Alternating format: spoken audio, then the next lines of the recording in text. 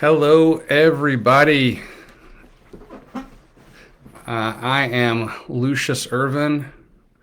I'm here with Mindful Recovery Coach, and I'm going to be talking to you today about mindfulness for students.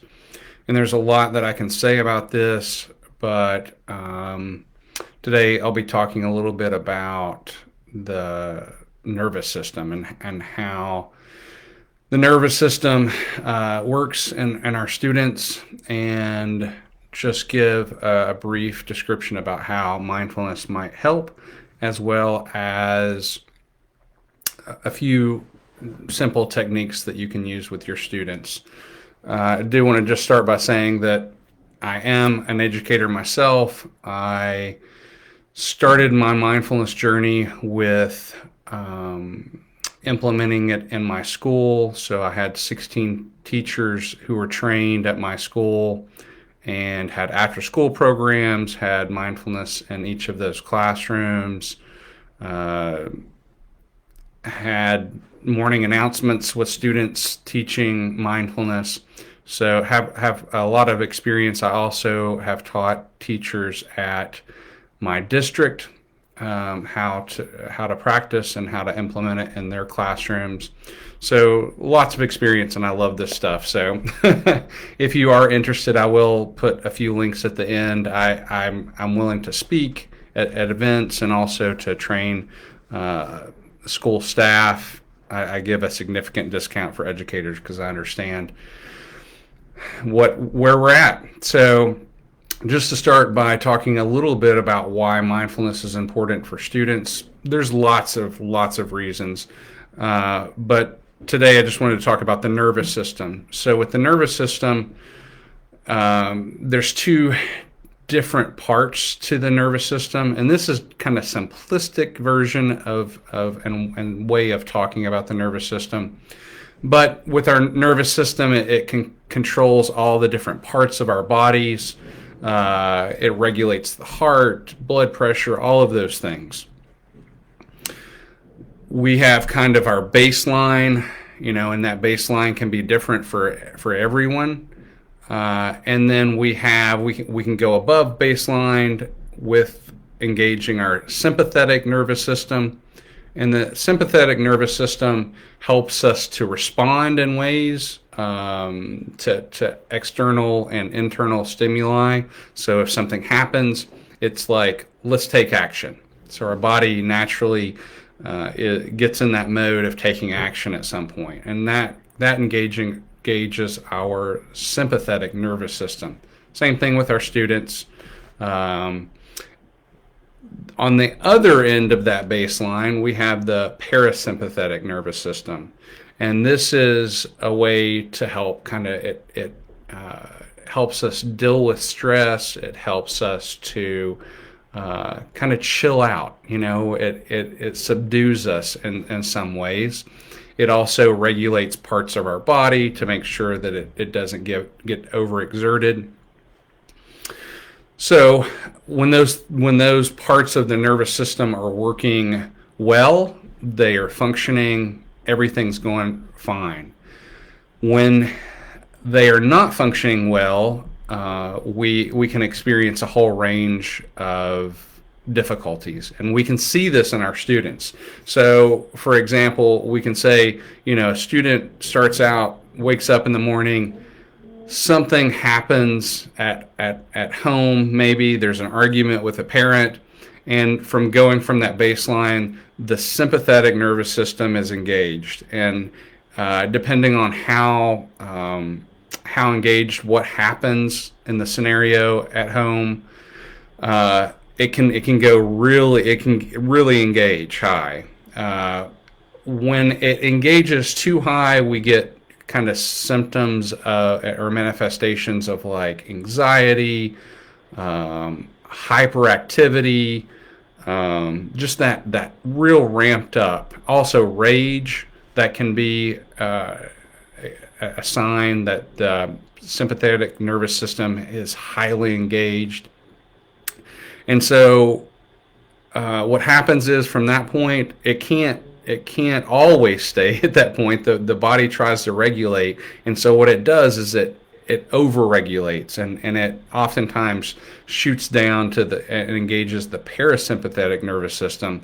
And when that is engaged in an unhealthy way, we can see that in, like lethargy, drowsiness, disorientation, disconnection, apathy.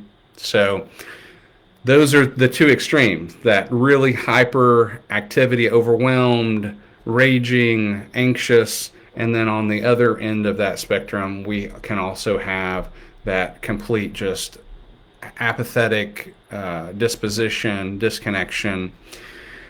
And so what happens is the sympathetic nervous system gets really engaged, and then the body tries to balance that and come to a place of homeostasis, and it will go almost to the opposite extreme. And what will happen is throughout the day, the sympathetic and parasympathetic nervous system will continue to bounce back and forth until that baseline is established. Unfortunately, what happens is oftentimes, a student gets to school, there's lots of stimulus or stimuli. There's lots of stuff going on. There's engagement with their peers. There's engagement with the teacher. If there's class changes, all of those things, lights can overstimulate some people. Sound, a big time that I find with students that I find that they're really overwhelmed is after lunch, because that's oftentimes when a lot of the behavior issues arise, is because they've gone to a location that is different than what they are used to in their little daily, routine. It's usually a much larger space, a lot more students. The sound can overstimulate, perhaps the lighting, all of those really engage the nervous system. And so what happens is students get back into class and their nervous system is just resonating. It is vibrating so much. And so if students don't know how to deal with that, they don't have the skills to begin to come back to that baseline, then what happens is they begin acting out in different ways. And we can see that in all kinds of behaviors. The other thing that can happen with the nervous system is we can get stuck in one of those locations, so the nervous system can ramp up so much that the body just says, okay, I need to hold on for a second, freeze this so I can find a way to regulate again. And so we can get caught in, and our students can get caught in, we can get in that sympathetic nervous system and get stuck in that phase of anxiety, raging, hyperactivity, all of those things. And even as a teacher, we might find ourselves in that, I can't deal with this. And so our students, you can probably see that in several of your students. You could probably name students off in your head of who you routinely see locked into that phase.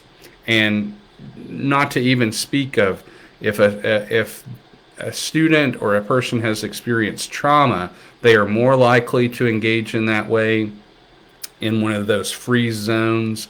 They're more likely to get locked in and stay there longer. So we don't have time to go into all of the aspects of talking about that today, but that's part of what can happen. So when we're working with students, being aware of possible other things that could add to that experience for them. So once they get locked in, it's difficult to get out of that freeze zone for a while.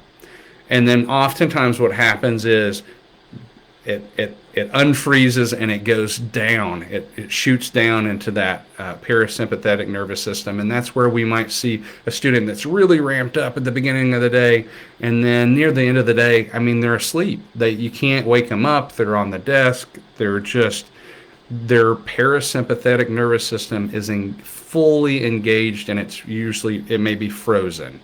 And so that's that point at where if we see a student who just cannot, I mean, it's not a motivating factor. It's that their nervous system is saying, I can't deal with this. I'm going to shut down. And uh, so that's what it can look like. That complete, I don't care. It doesn't matter. I don't have any energy. That can be that parasympathetic nervous system fully engaged. So, how can mindfulness help? That's a great question. So we have this model of the brain that we can use. Dan Siegel, a wonderful inspiration of mine, he uses this hand model. You know, we have the spinal column that goes up into the brain, represented by our wrist here. Then we have the center of our brain. This point, our thumbnail, is represents the amygdala. The amygdala is that point that we talk about when it engages that flight, fight, freeze aspect. And what happens is when that's engaged, it spits a bunch of chemicals onto the prefrontal cortex, that front part of the brain. We can see it like this, which controls more of the logical part, which is not fully developed in students until age 22 to 24. So if you're working with younger people, this part is not even fully formed. That part is engaged through too much stimulus. If they've ever experienced trauma, it's more likely to engage and produce more chemicals, and it shuts down this prefrontal cortex. So when you're talking to a student and you say, "What were you thinking?"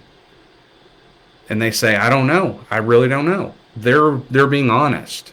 They are completely being honest. They don't know what happened, because what happened was chemicals shut down that prefrontal cortex, and their logical thinking part of the brain that is not fully developed is really not engaged hardly at all. And so it's not until they come back to baseline, and maybe they've done something that is not helpful and maybe harmful, and they come back to baseline. It's like, oh my goodness, I didn't mean to do that. I didn't want to do that. And what's happened is that's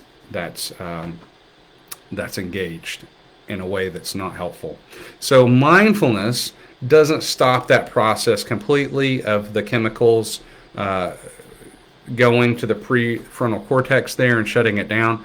What mindfulness can do is it can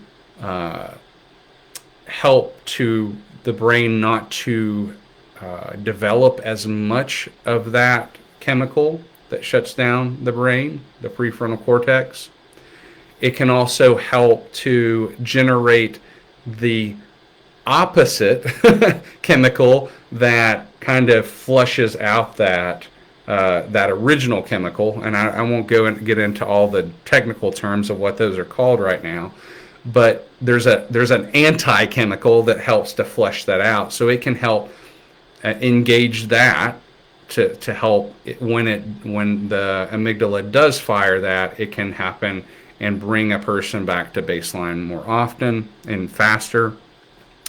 It can also help a person to become aware of what's happening, even in the midst of that chemical being fired and the prefrontal cortex being shut down.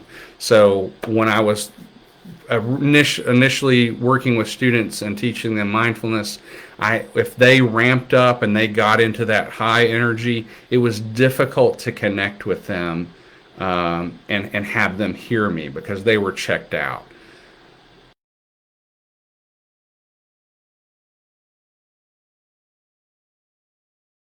Be full of anxiety, even raging, and I would be able to talk to them directly and say, hey, I know that you're upset. I hear that you're upset. Do you need to take a break right now?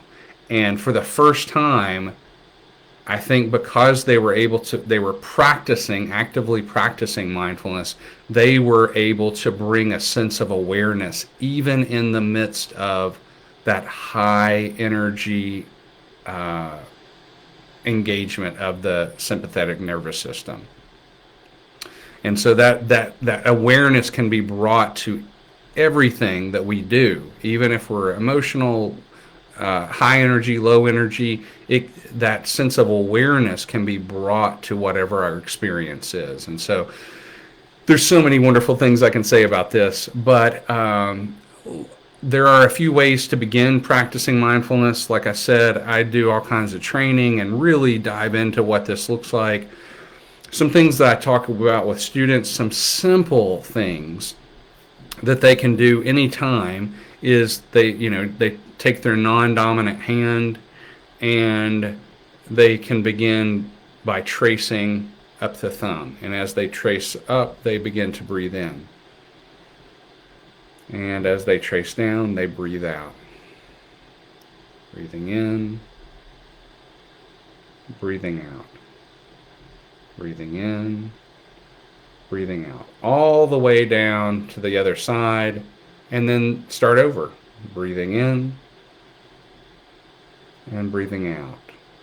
And all the way back. And you can continue back and forth as long as the student needs to. This really helps to root oneself in the here and now, in the present experience, because the hand is right here. We're rooting it.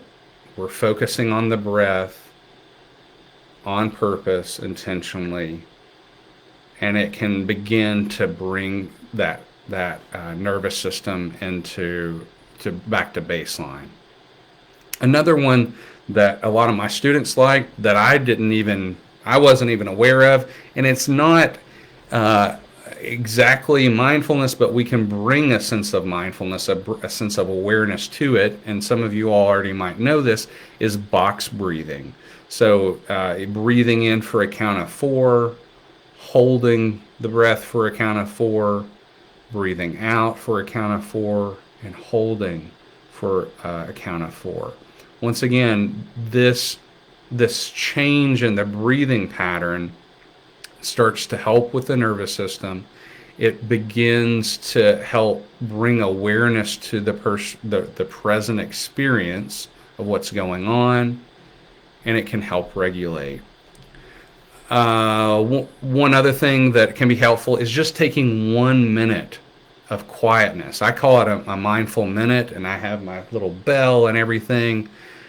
Just taking 1 minute of silence is huge in a school day, because once again, a student and even teachers our nervous systems are bombarded constantly by information, by sensory, everything coming in, and being able to just take 1 minute and I talk about in training how to establish the room so that students actually want to take a minute, because a lot of times they feel uncomfortable with it, but we can talk about that later. But having that minute of silence can help bring students to baseline, and then you can move on with the rest of your class. And by doing that, a lot of the behaviors, some of the behaviors that you might see throughout class might begin to minimize, because students are starting the class at a baseline. So that's a lot of information. There's so much more I can say, but I will put a few links in here. I do right now, I'm doing a weekly mindfulness group. It's open to anybody. It's on Zoom right now. It's Thursdays, 7 p.m. Eastern Standard Time.